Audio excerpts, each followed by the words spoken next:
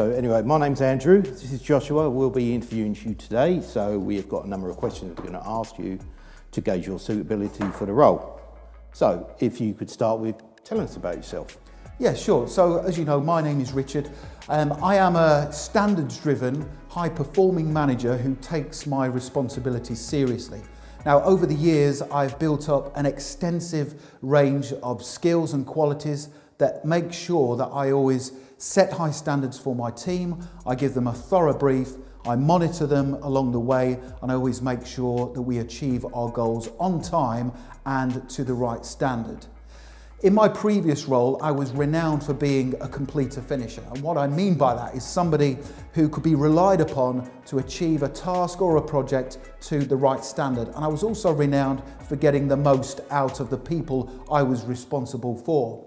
For example, one of the highlights in my previous role was that I went into a team, they were underperforming. Before I went there, I set high standards, I set them objectives of what I wanted them to achieve. I then motivated them to get the most out of them, and we then consistently performed to a high standard within the organisation.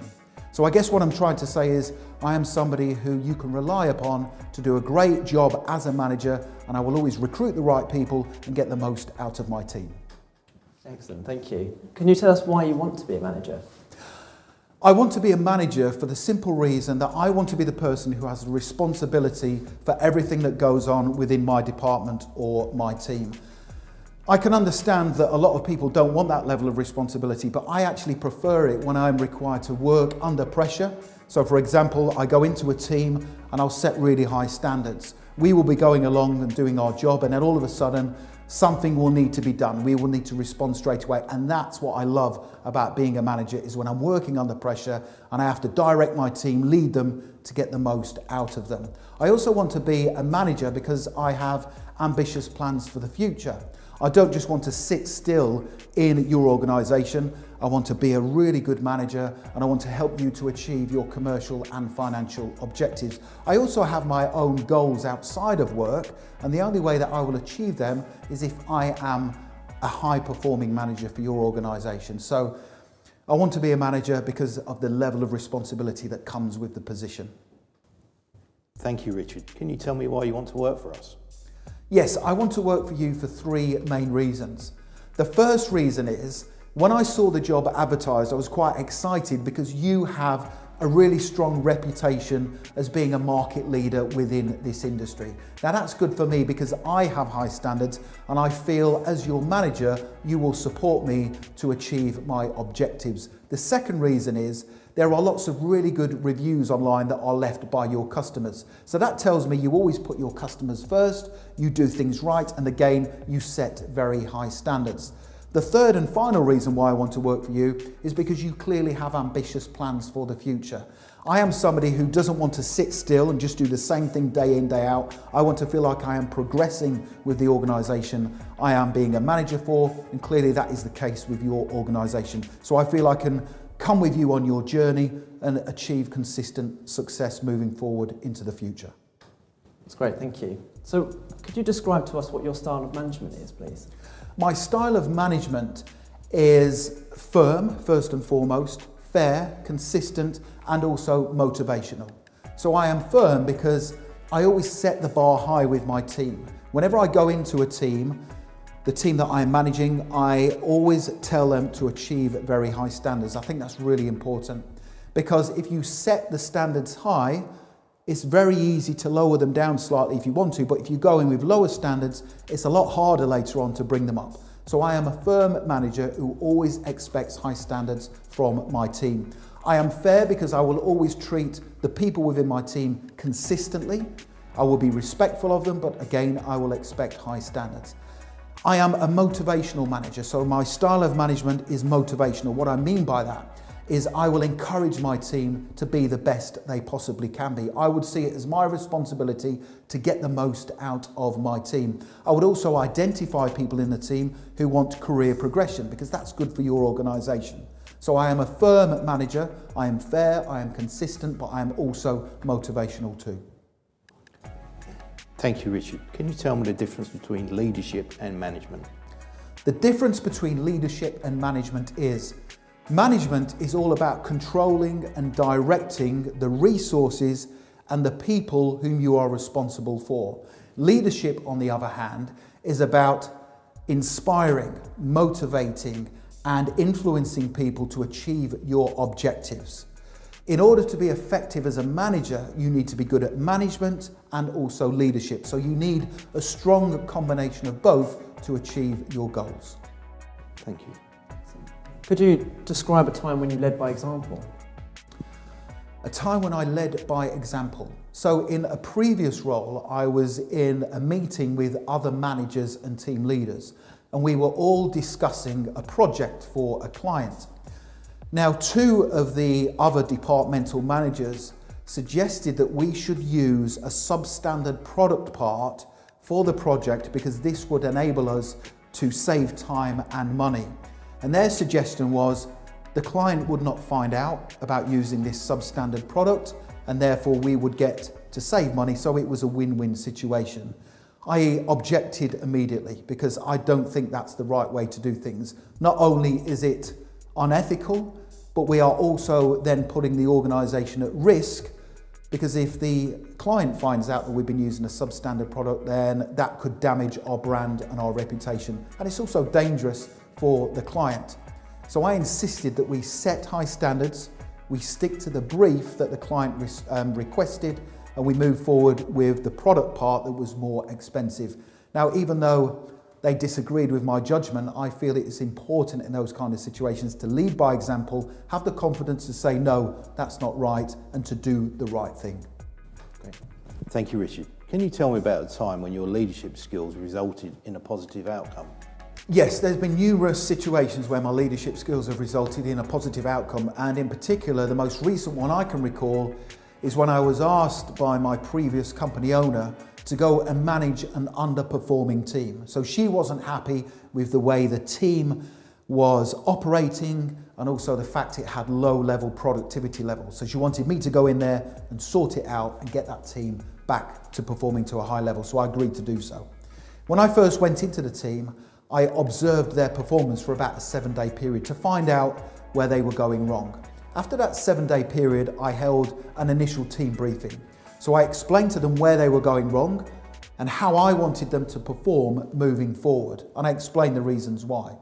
I then allocated different tasks to various team members based on their strengths, and I then monitored the team moving forward. And on a couple of occasions, I had to pick them up on their performance and motivate them to achieve things to a high standard because they weren't used to that. Now, literally 2 months down the line, after I went into the team, they were performing to a very high standard. And all of the team members mentioned to me that they felt more satisfied within their roles because their productivity levels had increased, and they felt they now had a leader who was more motivational and inspiring. Okay, great, thank you. Can you give us an example of a tough decision you've had to make? A tough decision I had to make was in a previous team. I started managing that team, and the company owner asked me to allocate one person from that team to go and work within another department within the organisation. Now, the person I felt who was most suitable for that role was a senior member of my team who'd been there for many years, and he was very popular amongst the other team members. Now, when I told him that he was the person who was going, and he was going to the other department, he wasn't happy at all.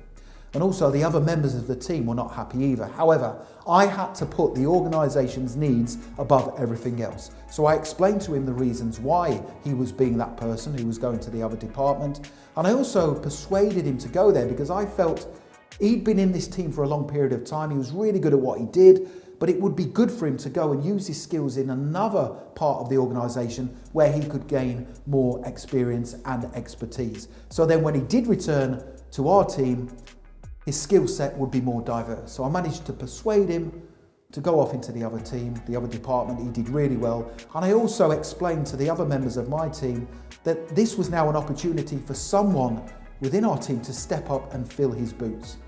So my leadership skills, even though it was a difficult decision to make, my leadership skills had a positive outcome on that situation.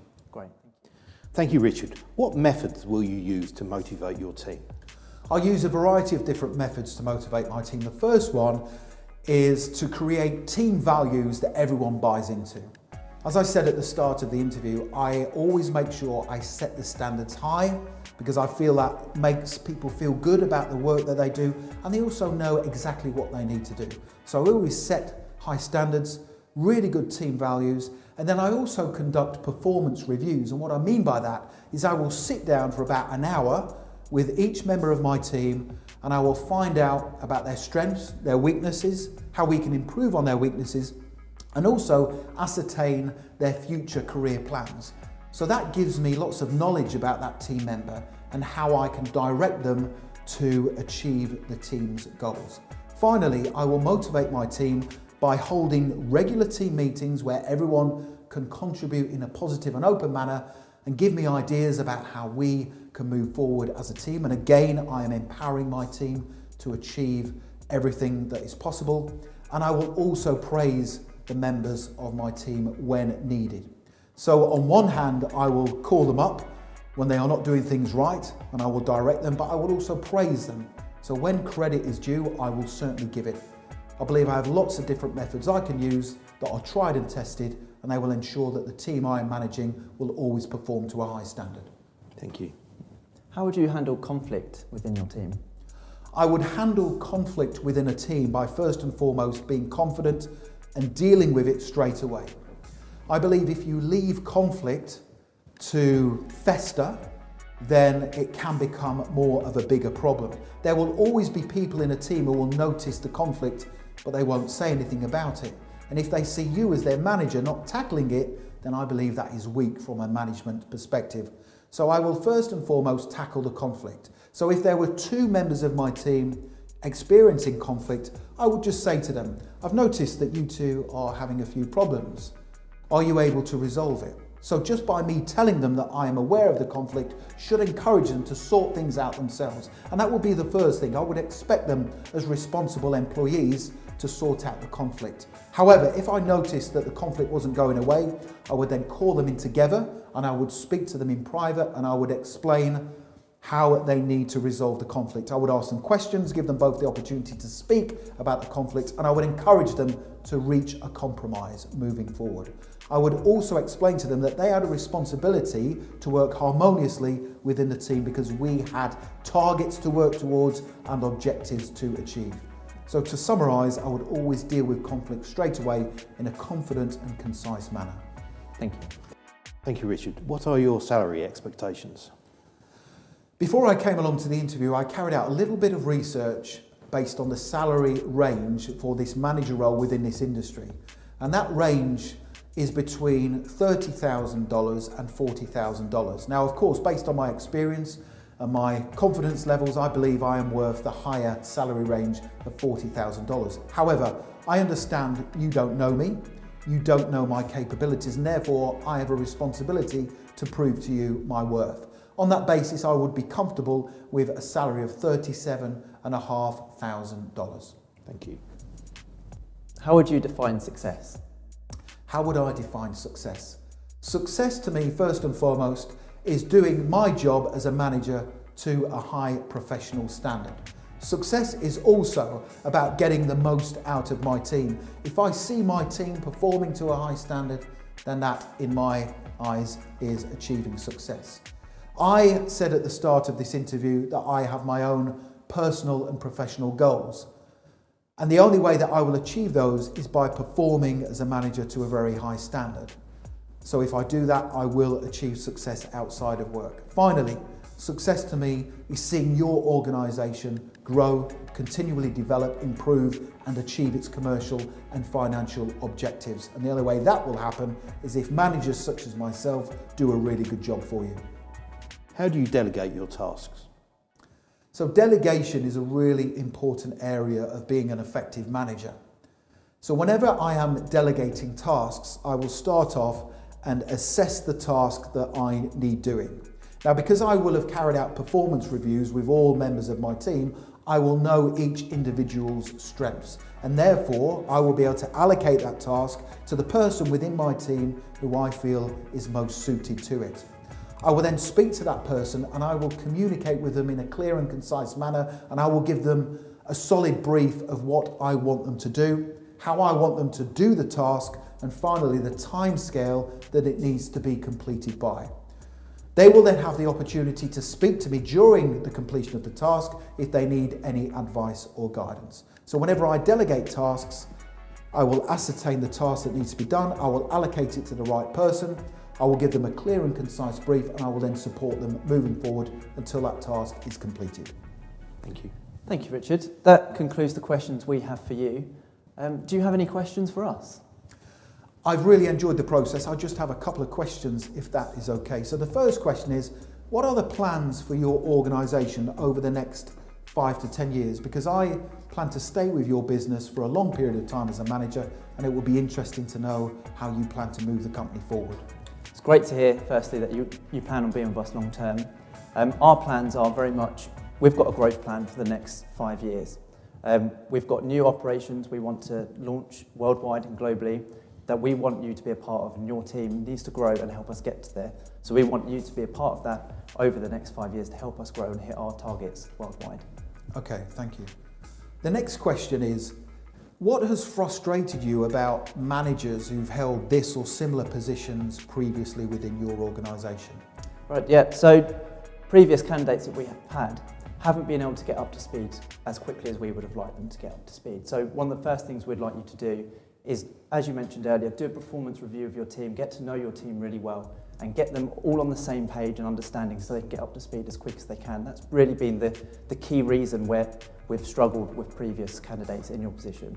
Yeah, okay, thank you very much. I have no more questions, so thank you very much. Can I just finish off and say I've really enjoyed the process of being interviewed for this manager position. I genuinely really want to work for your organisation. I believe that the skills and qualities I have are a match for the standards that you set, and I believe if you do hire me as your manager, you will see an immediate and positive impact within the team. Thank you very much. Thank you. Thank you. Thank you. Thank you. Thank you very much. Thank you. Thank you, Richard. Thank you. Goodbye. Goodbye.